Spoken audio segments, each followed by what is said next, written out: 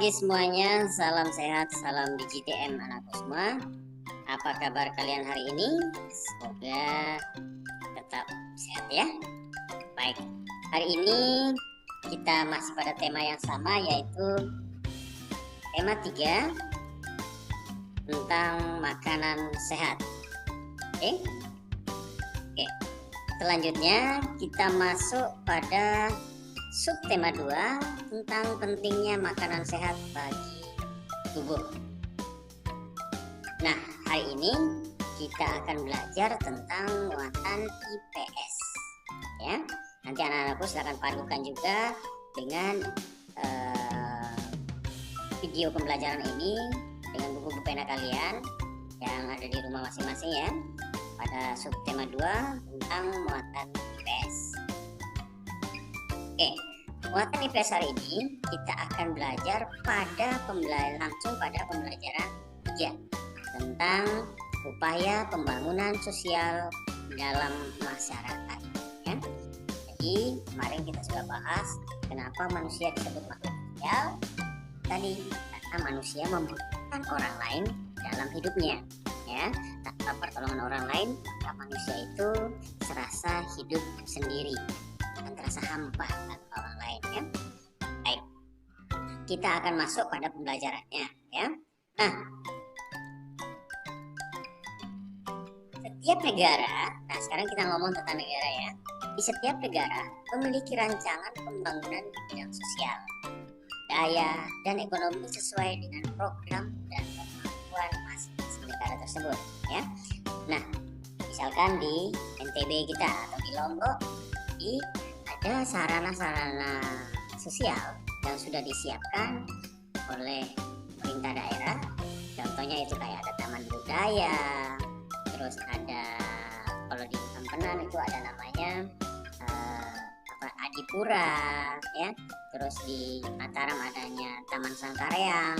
Nah, itu adalah contoh pembangunan sarana sosial yang bertujuan untuk mempertemukan manusia dengan manusia yang lain atau mewadahi pertemuan antara manusia dengan manusia yang lain hingga terjalin interaksi sosial di itu ya. Nah, ketika terjadi interaksi sosial bisa juga memperkenalkan budaya masing-masing. Makanya kadang kita temukan di daerah-daerah tertentu mereka akan menampilkan budaya-budaya daerah mereka, sehingga kita tahu oh ternyata budaya mereka seperti ini ya, oh ternyata daerah lain begini ya. Nah, itu adalah contoh tempat-tempat atau sarana-sarana media sosial seperti yang Pak Guru sebutkan tadi ya. Nah, di tempat itu juga maka karena orangnya banyak akan terjadi interaksi dalam hal perekonomian. Contoh, ada yang jual jajan di situ, ada yang jual air minum, ya, ada yang jual jagung bakar. Nah, itu adalah salah satu contoh interaksi sosial dalam bidang ekonomi. Oke. Apa sih pembangunan sosial itu tadi? Pembangunan sosial adalah semua aktivitas yang terkait dengan aspek sosial dan ekonomi yang bertujuan untuk meningkatkan taraf hidup atau kesejahteraan sosial. Jadi itu pengertian dari pembangunan sosial seperti yang sudah Pak Guru sebutkan tadi ya. Terus contoh aktivitas sosial masyarakat dalam upaya pembangunan sosial antara lain penyuluhan kesehatan, operasi, dan kegiatan ekonomi pasar ya.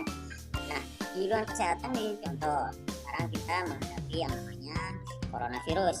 Jadi setiap hari itu Pak Polisi selalu mengingatkan kita menggunakan masker, menjaga jarak, dan juga tangan, rajin. Nah, itu ada bagian-bagian dari penyuluhan kesehatan, lebih baik kepolisian, baik itu dari dinas kesehatan ya, mereka akan selalu mengingatkan kita. Yang kedua yaitu koperasi. Koperasi ini juga terjadi interaksi di situ antara satu orang dengan orang yang lain ya, hingga menciptakan usaha baru yang bergerak dalam bidang ekonomi ya. Nah, karena adanya kegiatan-kegiatan ini maka akan terjadi kegiatan ekonomi melalui pasar namanya, ya, dari interaksi-interaksi tadi, ya. Saling membutuhkan, saling melengkapi, sehingga dalam saling melengkapi itu tercipta kegiatan-kegiatan ekonomi. Baik, mungkin itu upaya pembangunan sosial dalam hidup masyarakat, ya. Sekarang kita masuk pada pembelajaran 4, yaitu tentang aktivitas masyarakat dalam upaya pembangunan sosial budaya. Nah, dalam aktivitas masyarakat dalam upaya pembangunan sosial budaya, ya, apa sih pembangunan itu? Ya, kalau tadi sosial budaya kita sudah bahas, sekarang apa sih pembangunan? Pembangunan adalah serangkaian proses yang dilakukan manusia untuk memperbaiki taraf hidupnya, ya. Jadi itu yang dimaksud dengan pembangunan, ya.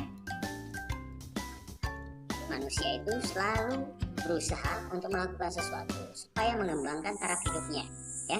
Dengan cara apa? Yang pertama, dengan cara kita bersosialisasi dengan orang lain, ya. Melalui sosialisasi itu, maka kita akan menjumpai orang-orang yang membutuhkan kita, ya. Sehingga dari situ kita mampu meningkatkan taraf kita, ya. Contoh dengan cara berdagang, dengan cara mengenalkan bisnis baru, dengan cara memperkenalkan usaha-usaha baru. Nah, itu semua bisa membantu kita dalam proses pembangunan pribadi secara sosial, ya. Nah, seperti apakah? Nah, contoh pada ini, ya. Nah, kalau kehidupan kita sudah mapan atau kehidupan kita sudah cukup, maka kita juga perlu yang namanya rekreasi.